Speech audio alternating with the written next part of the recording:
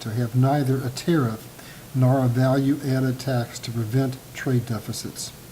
A tariff, for those of you who are not familiar with it, limits the amount of, in this instance, free trade goods that can come into the United States from China.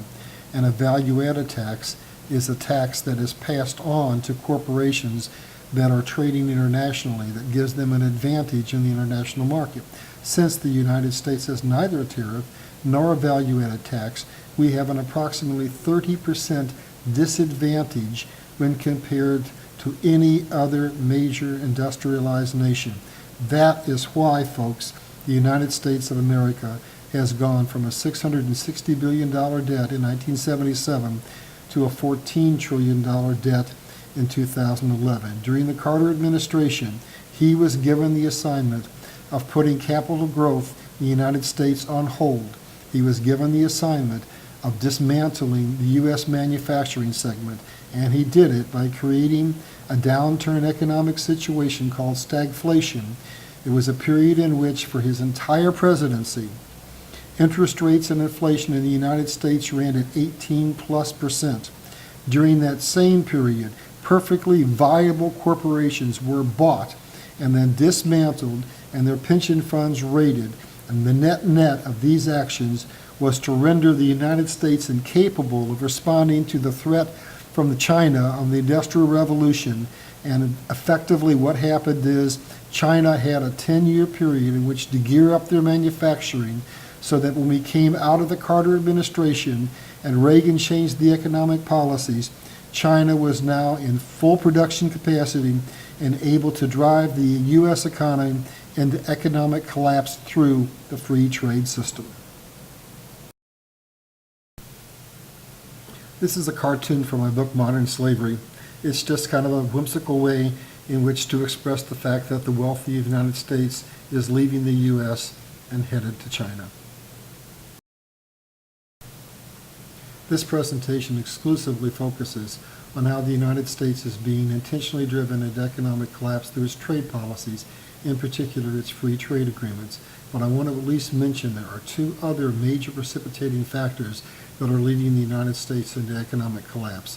One is unfunded entitlement programs, and the other is war. The United States is often referred to as the nation which was forged on war. War is very, very profitable. But I want to stay on target. On the far left, you see a graph that depicts the trade deficit of the United States of America. And on the right, you see that as the trade deficit grows, the national debt correspondingly increases. What I want to point out here is that either we boycott Chinese goods or collapse of the U.S. is inevitable. There can be no other outcome. We will eventually go bankrupt if we do not stop participating in the free trade agreements that are designed by purpose and intent to drive us into economic collapse. We're all familiar with the saying that a picture's worth 1,000 words. So what clearly is being depicted here is that under the free trade system, under agreements with NAFTA and the World Trade Organization, that workers in China and abroad are basically slaves working for subsistence living with virtually no rights. And the United States, once we are morphed into the one world government, will literally be the same. We're already experiencing massive layoffs and a vanishing of our workers' rights and degrading of our pension funds. So basically we are being driven into a situation where we are in fact becoming a third world country. The question is, why is our government not warning us of this? And why do we continue to participate in free trade agreements that are clearly not in the best interest of the United States of America or of the American people?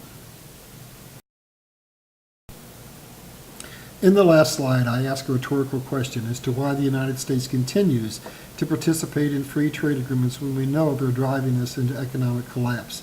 For example, we know full well that of 128 major industrialized nations, the U.S. is the only one not to have tariff protection or a value-added tax.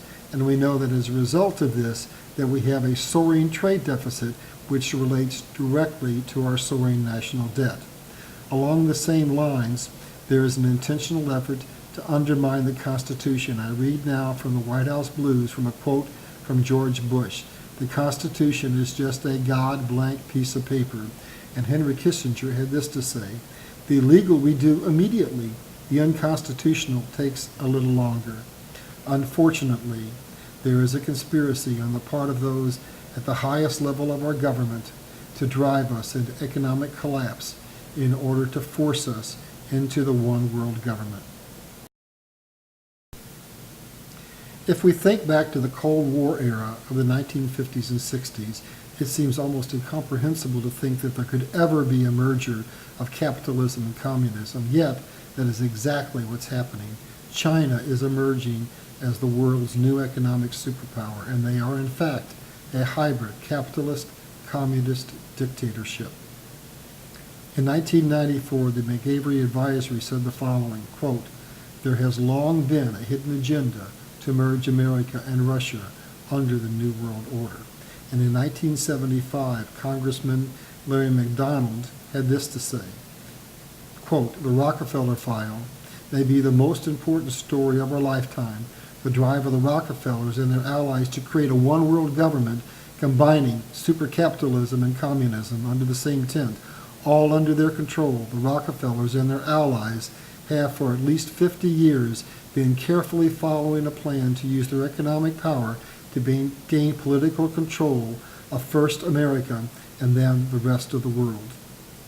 I urge you folks to stand up and resist the New World Order. The United States is capable of stopping formation of the New World Order if we'll just realize that we have more power than we think. The people who are endeavoring to establish the one world order are nothing if not patient. I quote now from Lenin in 1917. "We can't expect the American people to jump from capitalism to communism, but we can assist their elected leaders in giving them small doses of socialism until they wake up one day and find that they have communism." Folks, think about it. Isn't that exactly what's happening in the United States of America today under President Obama's policies of redistribution of wealth? Aren't we becoming increasingly day by day a socialist society? And don't we know from history that most socialist societies eventually morph into communism? The following quote is by Dr. Johannes Koppel, former official of the German Ministry for Defense and advisor to NATO. Quote, "The interests behind the Bush administration, such as the CFR, that's Council on Foreign Relations, the Trilateral Commission, founded by Brzezinski for Rockefeller, and the Bilderberger Group, have prepared for and are now moving to implement open world dictatorship. Since 9/11 and the passage of the Patriot Act, the U.S. government now has the legal means to declare martial law. But I urge you, please participate in the political process. Please participate in peaceful protest, but by no means allow those protests to become violent, because if they do, it could well lead to martial law and implementation of an open dictatorship." I've said repeatedly during the course of this presentation that the free market system was intentionally being driven into economic collapse. I can imagine that there are many of you who disagree with that statement, but for those of you who do disagree with it, I ask you to reflect momentarily on the words of Ron Bloom, our manufacturing czar. Mr. Bloom says, on behalf of the U.S. government, "We know that the free market system is nonsense." We kind of agree with Mao that political power comes largely from the barrel of a gun. Think about that, folks. Does that sound like America? Does that sound like a democracy, like a republic? Or does that sound more like a dictatorship? Does that sound more like communism? In the last slide, I quoted our manufacturing czar, Ron Bloom, saying that the free market system was nonsense, and they kind of agree with Mao that power comes largely from the barrel of a gun. If I paraphrase that, I guess I'd have to say that Mao's revolution, which killed 67 million people, largely from starvation, was a good thing? I think not. But David Rockefeller thinks it was a good thing. Quoting from the New York Times in 1973, Mr. Rockefeller said, and I quote, "Whatever the price of the Chinese Revolution, it has obviously succeeded not only in producing more efficient administration, but also in fostering high morale and community of purpose. The social experiment in China under Chairman Mao's leadership is one of the most important and successful in human history." Folks, I ask you, if they believe that the murder or 67 million people is something that's good, what do you think is going to happen to us if we allow ourselves to be forced into a one-world government that will almost assuredly be a super capitalist communist dictatorship? As I detail in my book, Modern Slavery, it took 10,000 generations for the world's population to reach 2 billion, and now in the span of one generation, it has exploded to 7 billion, and is expected that in another generation, it will be 12 billion. The financial elite who control the governments of the world and the resources of the world simply cannot tolerate a population of 7 to 12 billion people.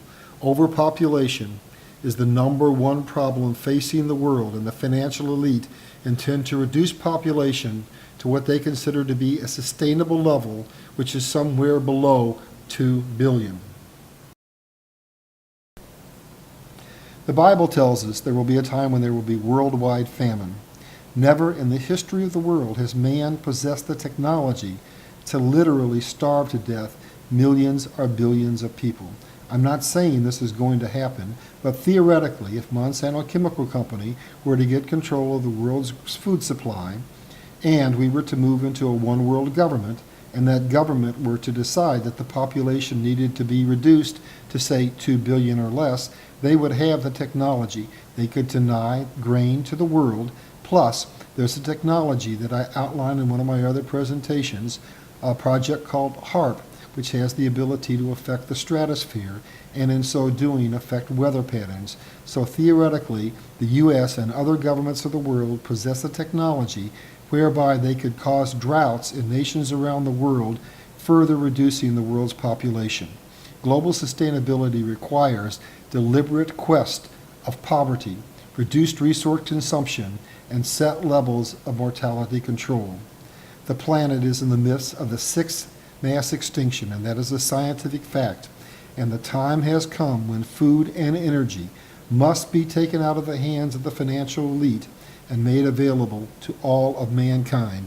Every 3.6 seconds, a person dies of hunger, and 75% of them are children.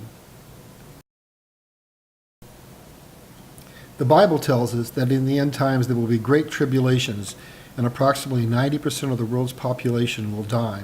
God isn't going to bring